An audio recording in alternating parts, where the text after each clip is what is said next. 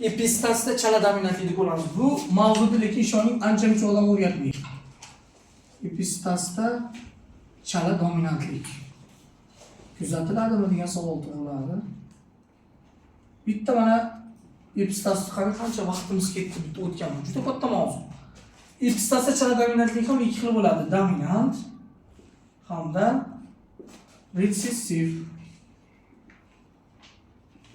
Qarang, birinchi dominant ko'ramiz. Qarang. Misol uchun sachratqi mevasini, demak aytaylik, xo'p, sariq bo'lishi, mevasini rangini sariq bo'lishi. Aytaylik, yashil bo'lishi ustidan chala dominantlik qiladi. Heterozigotaliklarda shu malla rangda bo'ladi meva rangi. To'g'rimi? Endi qarang. Katta B'imiz ingibitor vazifasini bajarib beradi. Ingibitor vazifasini bajarib oq rangni yuzaga chiqaradi. Kichkina bir rang hosil qiladi. Tushunyapsizmi? Endi bu degani heterozigota organizmlarni chachtiramiz. Xo'p. Katta A, katta B, katta B, katta A, katta B, kichkina B. Katta kichkina, katta B, katta B, katta kichkina, katta B, kichkina B. Katta kichkina B, kichkina B, katta kichkina, kichkina B, kichkina B. Kichkina, katta B, katta B, kichkina, katta B, kichkina B. Kichkina, B, kichkina B. Mana qarab turing. 122, 412, 121. Genotipik nisbat polimeriyamu pleiotrobda o'zgarishi mumkin, lekin epistas mana allel bo'lmagan genlar o'zaro ta'sirda o'zgarmaydi, shu holatda bo'ladi. Endi biz qarang, mana bu nima bu? Sariq. Bu ham sariq. Lekin katta kichkina nima bo'lib qoladi endi? Malla bo'lib qoladi. Qarang, e'tibor bering. Malla bo'lib qoladimi shu? Malla basmi? Malla bas. Nimaga? Ikkalasi ham bular hammalaring jim turibsizlar. Katta bo'lar axir oq qilib qo'yadi. Nimaga shunga e'tibor qaratmayapsizlar? Katta bo'lsa borlar hammasi oq, chunki katta bo'l bizda nima edi? Ingibitor edi. Sizlar shartga e'tibor qaratmadinglar. Endi katta A bo'lsa, kichkina B bo'lsa nima bo'ladi? Sariq. To'g'rimi? Endi mana bu bo'lsa malla bo'lib qoladi.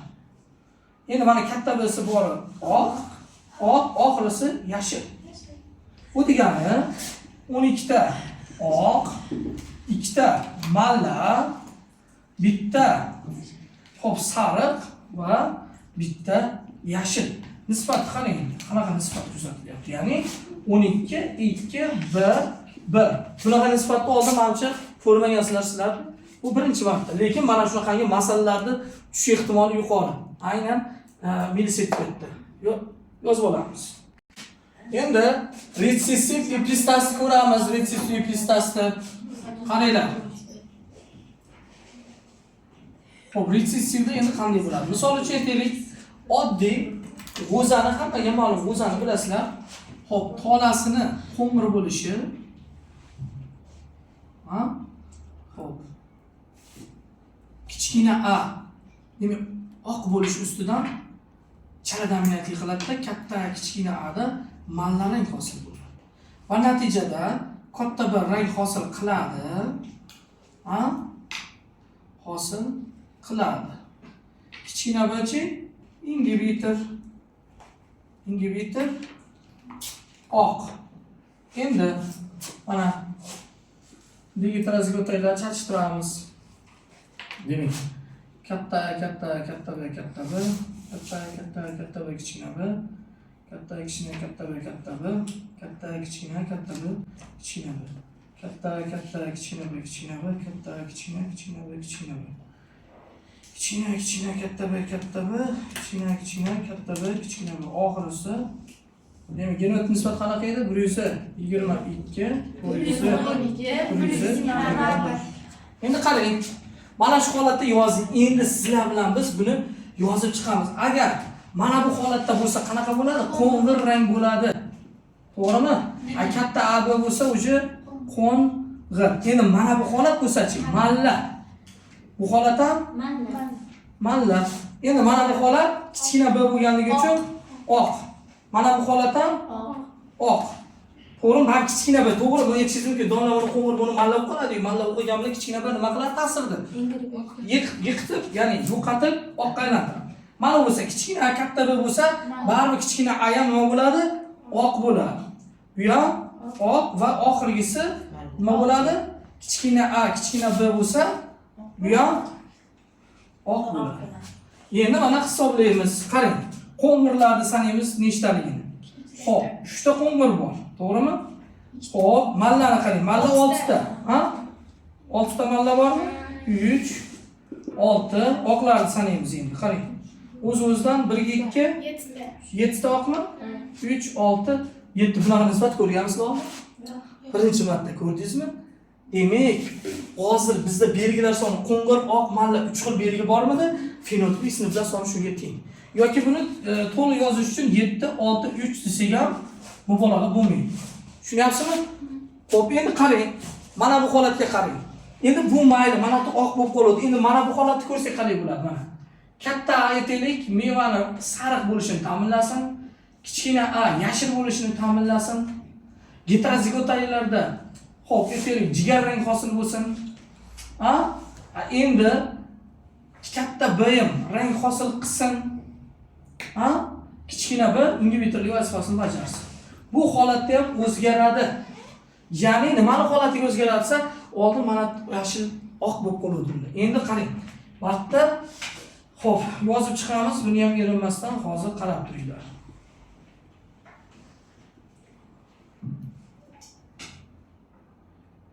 Kitoblardan ham o'qib topolmaysiz bu ma'lumotlarni. Chunki kitoblarda ham bu ma'lumotlar yo'q. Lekin velosipedga xohlagan kuyiga solib ashashyapmiz. 122 412 121. Ana endi qarang. Katta nima edi bizda? Sariq. Bu-chi, bu ham sariq. Endi mana bu ikkalasi jigar rang mana. Endi qarang. Mana bu ikkalasiga e'tibor bering. Katta a nima edi bizda? Sariq edi, kichkina b, lekin baribir oq. Endi bu-chi kichkina a-chi? Yashil. Bu ham yashil. Oxirgisi oq. Endi nisbatni qarang. Jigar rang nechta chiqdi? 6 ta. Sariqchi 3 ta. Endi oqlarni sanang. 2 ga 1 3 4 ta oq. 6 3 4 1. Shuna bo'ladimi? Yo'q. 3 ta yashil bor. Ha, bitta 3 ham bor ekan. Qarang, haliga nisbat qaytib qoldi endi. 6 4 3 3. Nafaqat qon guruhlari, balki mana bu holatda ham demakki shunaqa nisbatlar kuzatiladi. Ko'rdingizmi? Demak, yozib olamiz endi buni. 64 talikdan tushuntirib o'tib ketaman. 64 talik aksariyat ochig'ini aytish kerak, komplementariga qo'shib berish mumkin pistasida yoki bo'lmasam alohida belgilar natijasida keladi bu narsa. Alohida belgilar. Tushunyapsizmi? Qanday bo'lishi mumkin alohida belgilar deyish mumkin. Misol uchun, aytaylik, no'xat o'simligida gulini qizil bo'lishi oq bo'lishi ustidan dominantlik qiladi. Xo'p, poyasini uzun bo'lishi kalta bo'lishi ustidan nima qiladi? Dominantlik qiladi. Endi kattada donini yirik bo'lishi mayda bo'lishi ustidan dominantlik qiladi. Ha? 3 ta belgi bilan berishi ham mumkin. Aytish mumkin, mana bu e gen dominant ingibitor vazifasini bajarib turib, ingibitor vazifasini bajarib turib. Xo'p, mana gulni rangi bo'yicha hamma gulni rangini oq rangga aylantirish mumkin, berish mumkin. Shu holatda berish mumkin. Men prosta qanaqa belgilarda berish mumkin haqida gapiryapman sizlarga xolos. Yoki bo'lmasa, sizlarga misol uchun aytaylik, kartoshkada hali aytdik, A B holatda bo'lsa dedik, kartoshkani qizil dedik, to'g'rimi? A B holati yoki mana bu holat bo'lsa sariq dedik. Ha? Farqi yo'q endi. Mana bu holat pushti ham bo'lsin, misol uchun. Endi uchala holatda o'zi holat bo'lsa, mana bu katta D endi ingibitor vazifasini bajarsin. Kichkina b rang hosil qilsin. Hosil qiladi. Endi siz yozib olasiz. 64 talikni chatishtirganingizda mana qarang. Men sizlarga aytganman har safar mana bu narsani yodlab oling. Shu narsa endi muhim rol o'ynab qo'yadi bu yerda. Yodlaganingiz, qanday hosil qilishingiz, ya'ni 8 xil nima hosil bo'lar edi? Xo'p, agar 27 ta 3 talik bo'lsa, 2 talik bo'lsa 9 ta, bittalik bo'lsa 3 ta, 3 1. Shuni bilsangiz, bemalol fidot nisbat topilasiz. Qarang. Qizilmidi, lekin mana bu kattada nima edi? Ingibitor. Demak, katta dasi borlarga hammasiga o'qimasdan oq deb yozib olaman. Katta dasi borlarga oq deb yozib olaman. Demak, nechta oq bo'ldi? 27 ga 9 qo'shsa 36. 36 ga 9 qo'shsa 45. 45 ga 3 qo'shsak, nechta oq bor ekan? 48 ta oq bor. Endi katta AB nima edi? Qizil edi. Katta AB nechta bor? 9 tami? 9 ta qizil bor. Ko'ryapsizmi? Endi xo'p, mana buni ko'ramiz, katta A kichkina B, ha? Xo'p, keyin kichkina katta B. Demak, 6 ta nima bor? Sariq bor. 6 ta sariq bor. Endi o'z-o'zidan bitta nima bor? 3 ta bor. Endi hammasini qo'shingchi. 64 ta chiqdimi? Demak, nisbat qani 48 9 6 1. Ko'rdingizmi? Siz uning uchun mana buni bilishingiz kerak. Unga bitir necha berishdan qat'iy nazar siz agar mana buni bilib yodlab olsangiz 27 3 ta 9 3 ta 3 bitta 1. Xohlagancha ishlasangiz bo'ladi. Endi shuni xuddi shuni qarab turing. Xo'p, ingibitorda kichkina D ingibitorda tasavvur qilaylik. Kichkina D ingibitor bo'lsa, xuddi shu ranglar bo'yicha, misol uchun mana yozib olamiz. ABD A B kichkina D, A kichkina B katta D, A kichkina B kichkina D, kichkina katta B katta D, kichkina katta B kichkina D, kichkina A kichkina B katta D, kichkina B kichkina D. 27 9 9 3 9 3 3 1. Endi qarang. Biz kichkina D'larga oq deb yozib olamiz. Qo'pmasdan. Oq. Oq. Oq. Oq. 9 ga 3, 12 12 ga 3, 15 16 ta oq bor. Qizillar nechta ekan? 27 ta qizil. Endi xo'p, qarang, mana ABD bor, ha? Bitta. Xo'p, keyin mana bu bor. Xo'p, 9 ga 9, 18 ta nima bor ekan? Sariq.